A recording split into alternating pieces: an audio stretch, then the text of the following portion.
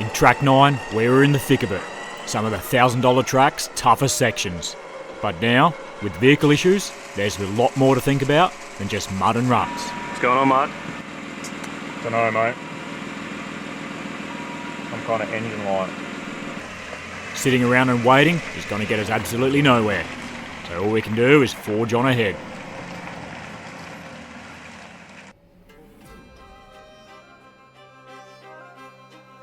With border closures and travel restrictions affecting most of 2020, we've finally escaped to the best island Australia has to offer, with just one goal in mind: to drive as many tracks as possible. We are back in Tasmania.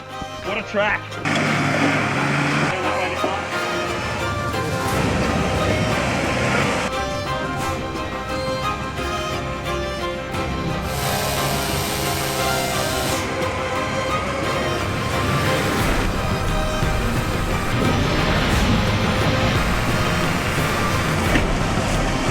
So pull the boots on and throw the swag in, because you're jumping in with us for an epic Tasmanian adventure. Stay tuned, plenty to come in this series. Back to Tassie.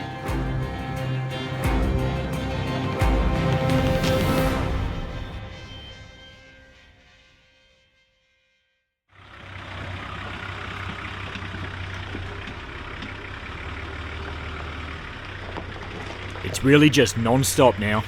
There's that many trees rubbing against the vehicles that we're almost completely ignoring them. And with problems with the Jeep running rougher and rougher, it's sounding like it could be a lot more than just mud in the electrics.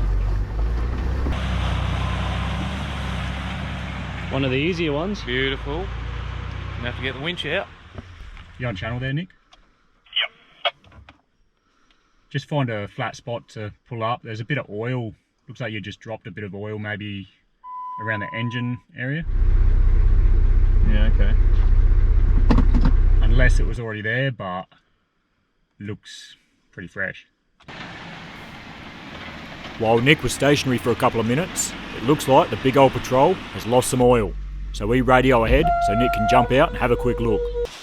What was it, engine oil it looked like? Or? Pretty sure. It looked fresh. Yeah. It was just a little pool.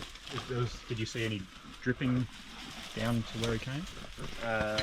Only the puddle. Yeah, just like one. It wasn't dripping. You're on a fair angle, so. I pulled up down here further where my tyres are. Here.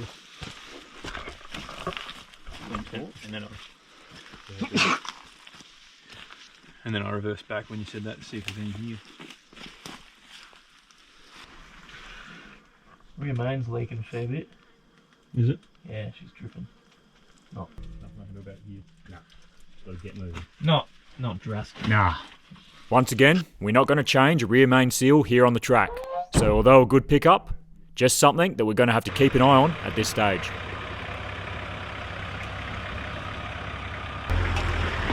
Looks like there's a patrol guard down here.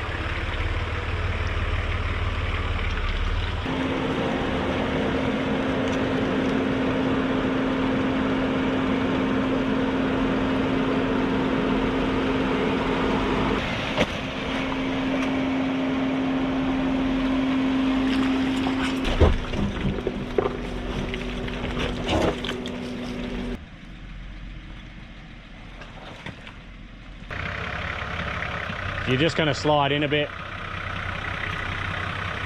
or straddle the whole thing for the whole way. Might not be the best idea. Easy. Can you go back a little bit more? That's it. 88. Good job.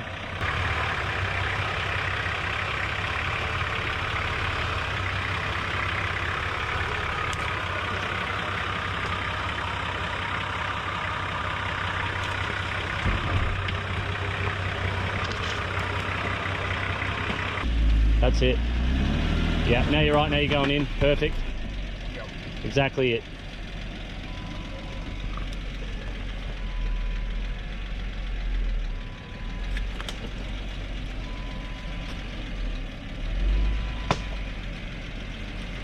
Easy does it here. Yep. You'll drop down.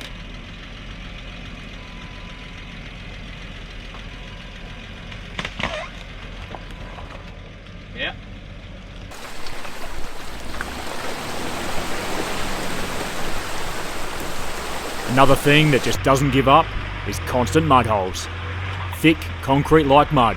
One puddle will be shallow and rocky, and the very next hole will be bottomless and feel as though a cement mixer has just been through to dump its load.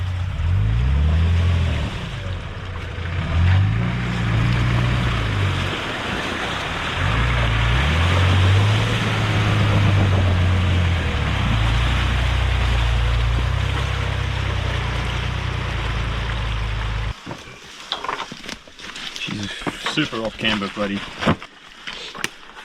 You'll Like yourself. I reckon that will work.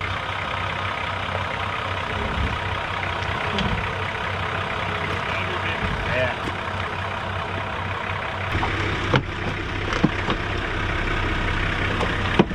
It'll work on the back.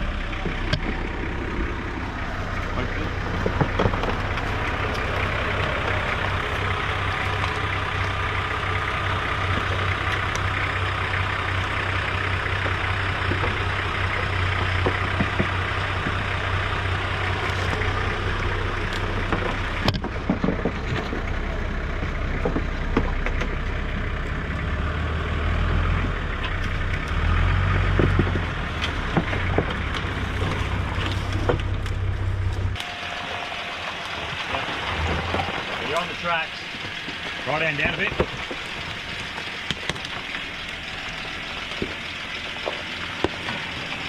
Nice.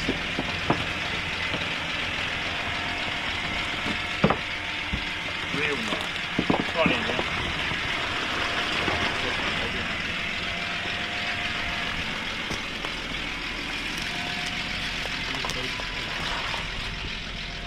Still finding some decent obstacles, rutted out, sloshy ruts. Panels getting crunched. Not much I can do about that now. Get off.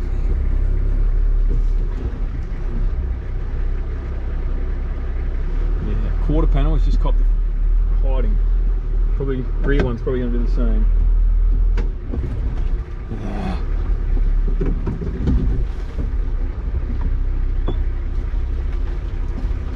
What's a bit of panel damage, eh? Yeah, looking good. Finally, there's no mud in sight, and it feels like we're on a different track. It's still challenging though, and need Angus out front giving some pointers. It's a bit washed out, and in these sections, it's easy to once again get complacent. So having a spotter to not only guide you down, but also to clear anything offline is very handy. That's it. Nice.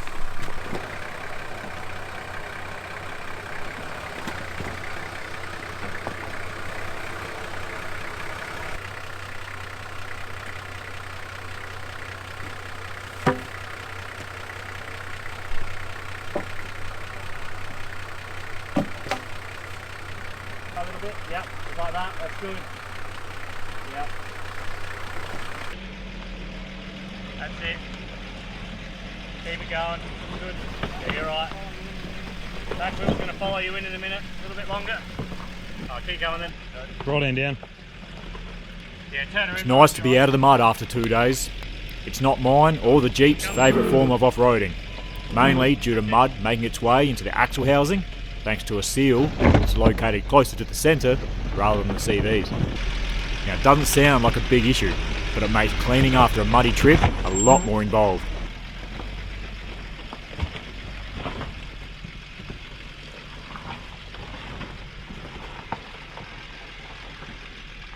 The track has opened up a lot, which makes us feel like the end may be around the corner, or at least we're over the worst of it.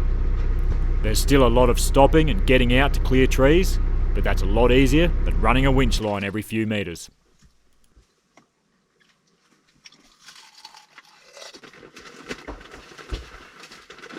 That's better. I'm not gonna lie, Nick, it's been good, but it would be good to get off a bit. It would be good to get off this freaking track. Try and disengage my locker in.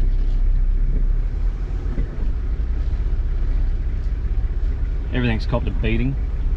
Yeah, there's been a bit of damage. As long as we can drive off this track, I'm happy though.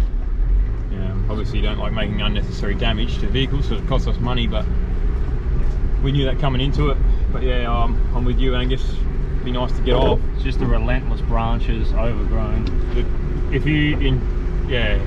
vehicles have just copped that height. If pinstriping is a fear of yours, do Don't not bother. even attempt it.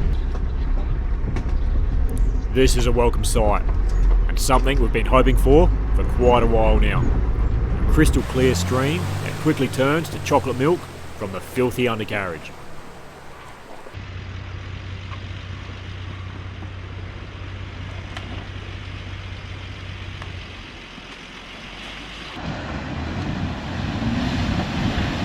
The exit out of the river is a little bit more gnarly. It's steep and heavily rutted. This will be a good test for traction.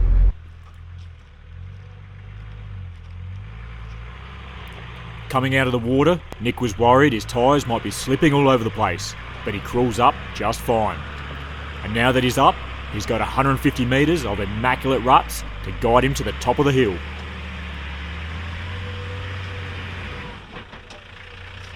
I think I'm getting hung up.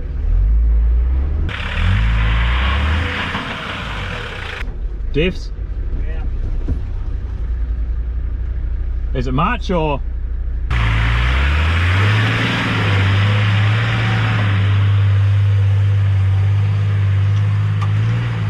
Good advice, Marco. I guess you just gotta give her some. Up you get, big girl. You. Give it. What a machine. She's been bloody good this trip. Very happy.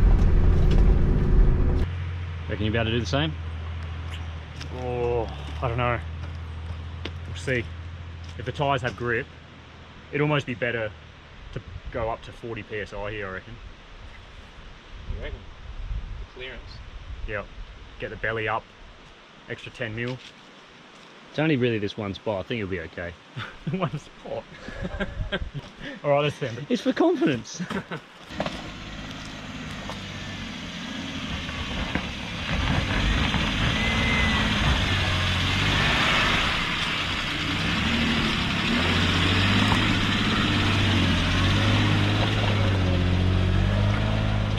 This is what worries me. If Nick's scraping diffs all the way up, it means I'll be How bulldozing. much that's chewing in, whether it's the tie rod or the... Yeah.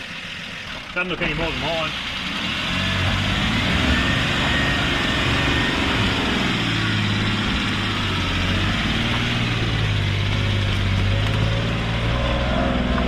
Give it now.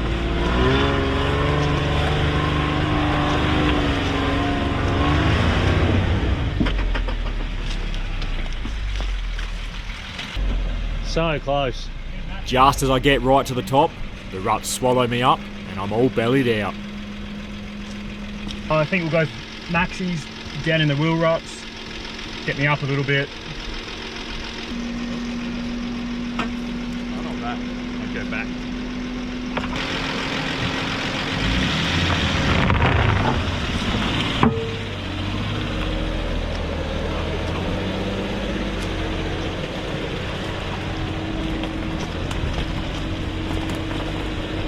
Yeah, nice.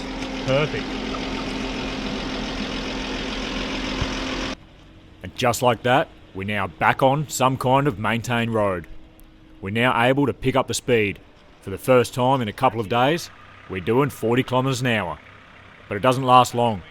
A washed away road means we're back in low range. Yeah, you're clear.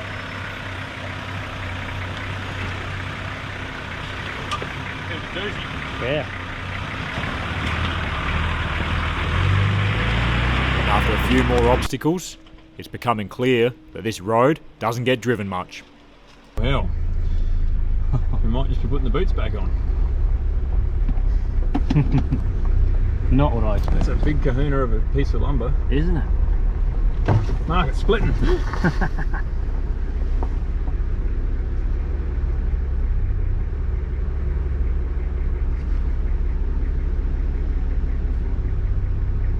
We're not moving this one. Luckily, we both just squeeze under. As we do pick up the pace, we find both the Jeep and the Nissan running very hot. After inspecting the radiators, we see why. Chock full of crap. So with the remaining water in the tank, we attempt to clean some of it out using the shower head.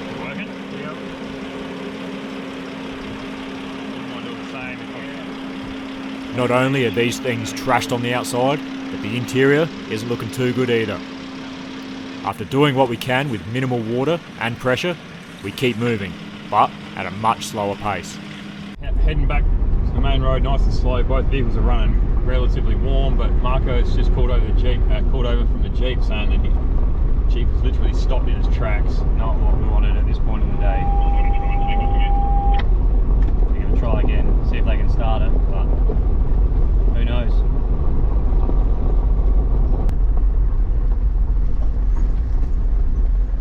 Just stopped in its tracks. The Jeep's just shut down while cruising along.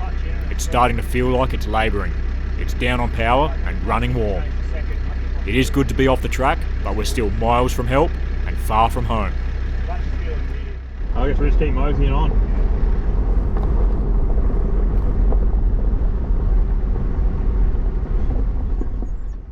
Well, we're back in civilization, back to Waratah. $1,000 track done and dusted. We didn't get away unscathed, as we didn't expect we would. I've got some damages around the place. Guards hanging off. Both sides are pretty well shagged. Awning decided it needed to be opened up mid-track, so there's going to be some replacement arms hopefully for that, and maybe a replacement bag because she's custard. Another guard, that quarter's all pushed in, once again both on the same sides. Radiators and condensers full of crap. That one's also pushed in. I might be able to suck that out with a suction cup, but not to mention just the general filth on everything. It's absolutely a mess. That's stuffed. It's probably a whole new set of guards realistically. That one's hanging off too. Water inside the cab. All the carpets are wet.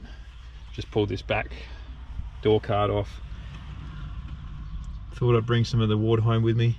It's just disgusting. So yeah, oh, that wasn't a good idea. We got some cleanups to do. Marco, what do you got, Marco? Just some cosmetic shit, interior, making it livable again, getting some mud out, but that's the least of my problems. What's the most? Something wrong with the clutch. It's just needing to really rev it high to not stall it. It's stalled changing down from third to second a couple of times as well, so not sure what's happening there. General build up of crap everywhere. Yep, probably put that number plate back on again before we leave in the morning. Let the clean up begin, make it dirty again.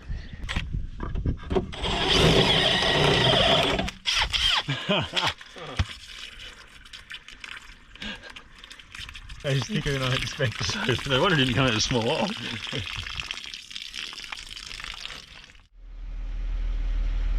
Well, it doesn't sound like a diesel today, so that's good. Yesterday, for the last, what, 6 hours? Yeah, sounded good. It sounded like a good running diesel, but it's a petrol, so... No, it sounds a lot better. We're just trying to have it, like, suss out some kind of live parameters, I guess. There's still a crankshaft position sensor. I've cleaned it, and it doesn't seem to be running as rough.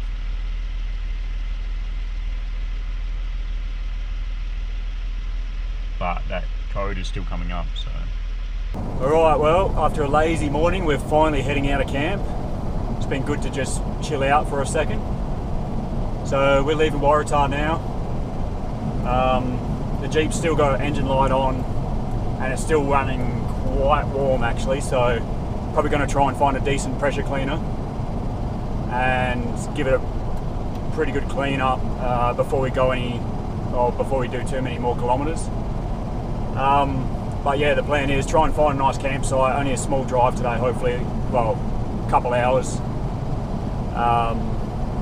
Not real sure what we're going to do next. We've got a few tracks still penciled in, but exactly what order, we'll kind of see how we go. But at the moment, probably head towards Launceston.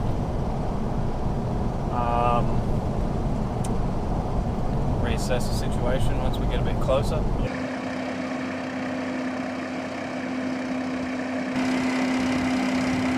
Goes in a very scenic drive to Launceston. We do need to clean the radiators out. We know that. There's mud everywhere, and they're just overheating like crazy. And this road is up and down. Both vehicles running hot. Mine's not as bad as Marco's. He was generally going through the potholes second, so everything's stirred up. Mine is still running hot. The countryside doesn't help that, but we're just going to check let them cool down a little bit.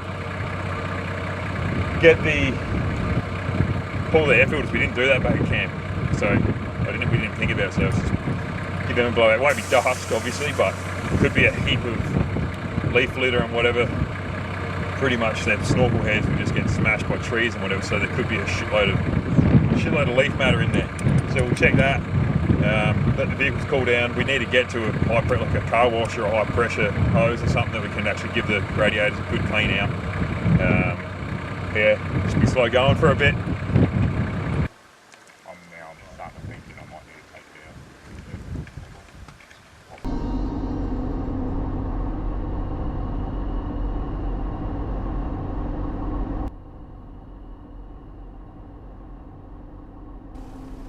Well, we've just pulled over again. This is probably some of the steepest climbs that I've seen so far in Tassie, like as far as sealed roads go.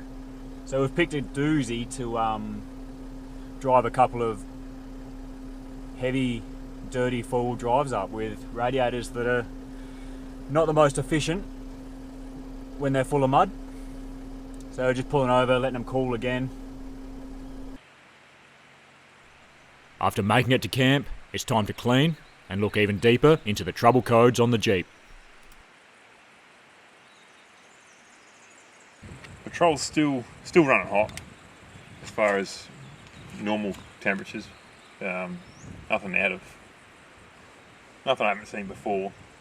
Factory gauge is still sitting bang in the middle where it always does until basically my red arc gauge is hit about 120 or 125ish. Then factory one starts moving, which hasn't happened. So I'm still taking it easy, but not too worried. There is definitely crap in the radiator for sure. And condenser was quite shit everywhere, but yeah, Marco's is more of the issue than mine at the moment.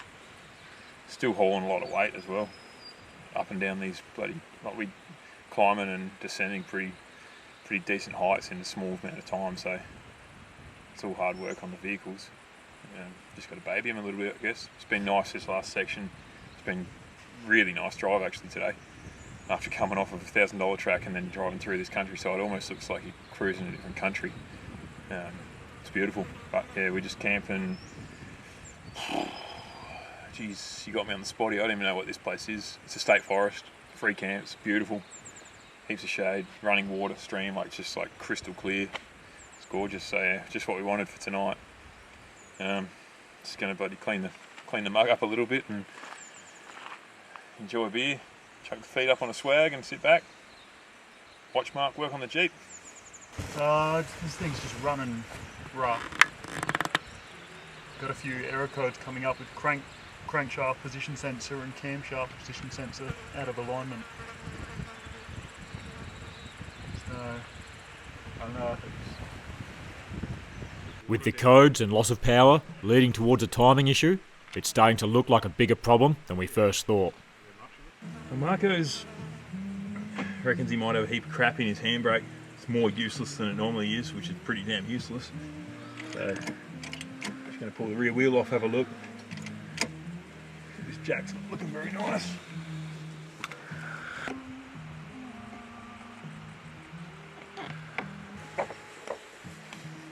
think a full reset will help, Mark?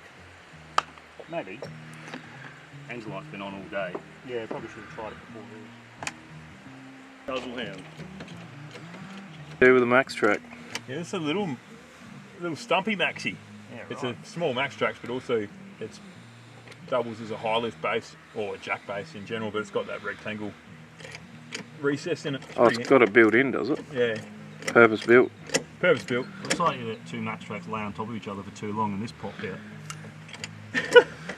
A spawn. Yeah, that's a spawn of two grown max tracks. Not much behind there. Definitely need to clean out, but nothing to be holding me up. With the intake and fan out of the way, it gives good access to flush the radiator without having to remove it, which for now should be good enough. After driving through mud the height of the bonnets, this is to be expected. And then with the hot engine baking the sediment between the cooling fins, all we can really do here is try and loosen it up and give it a gentle brush.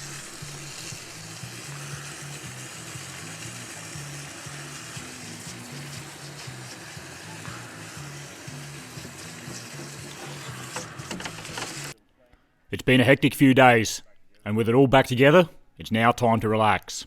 Tomorrow, we can sort out getting the Jeep to a professional and make plans from there.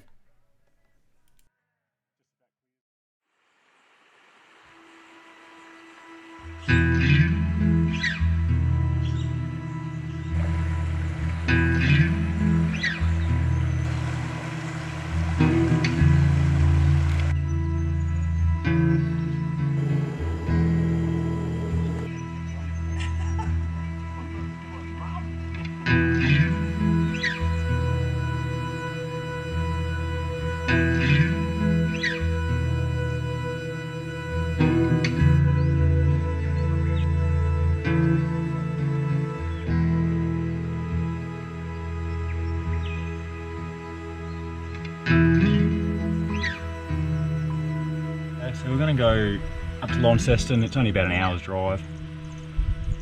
We need to restock and clean these things up a bit. There's a lot of mud underneath around sensors and stuff like that. So do that and make a plan from there. How was the Kip and Weather Broad? Pretty good actually, a bit hot, which was nice. Find your phone, Jordan. Yeah mate, let's unroll the swag again, where I left it. Bit of practice doesn't hurt.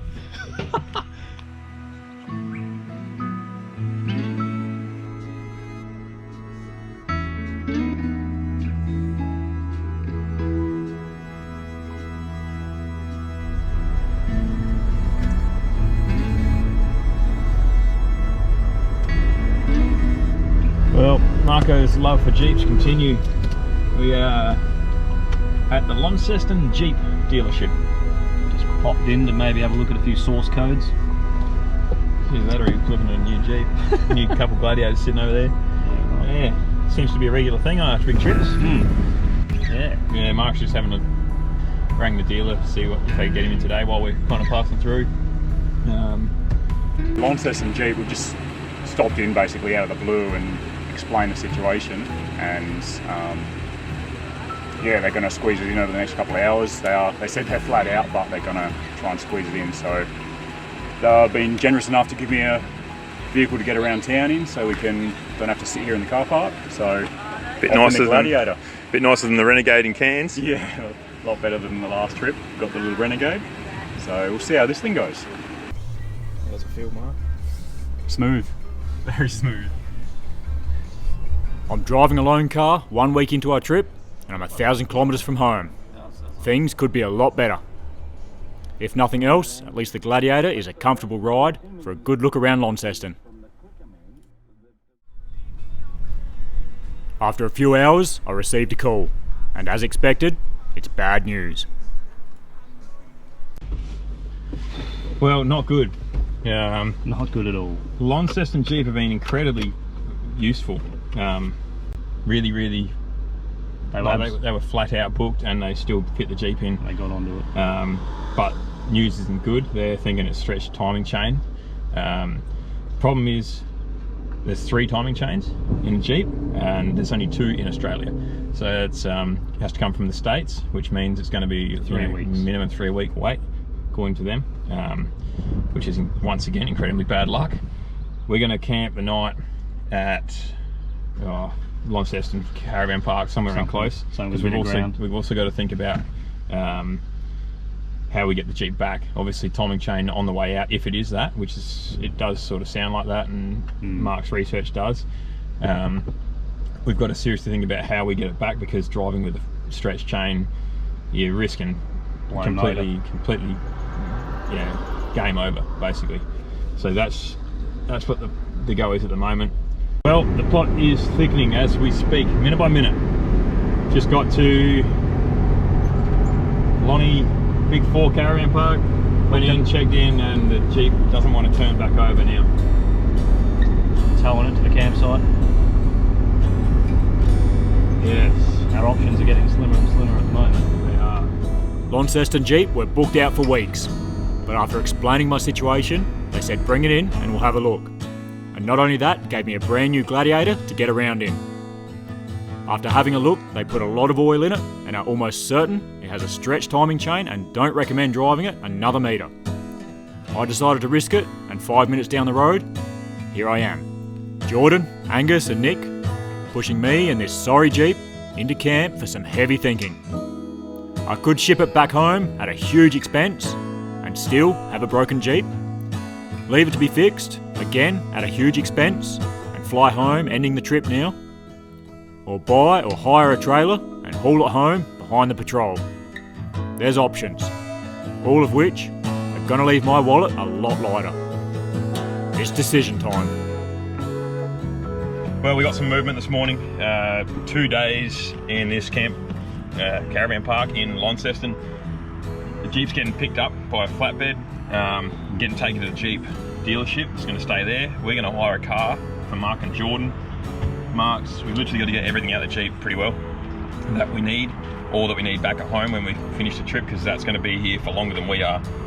It could be 2 weeks, it could be 3 weeks, it could be 2 months. Like, we don't know. We've got to prepare for the worst. Well, another trip, another Jeep, another tilt tray.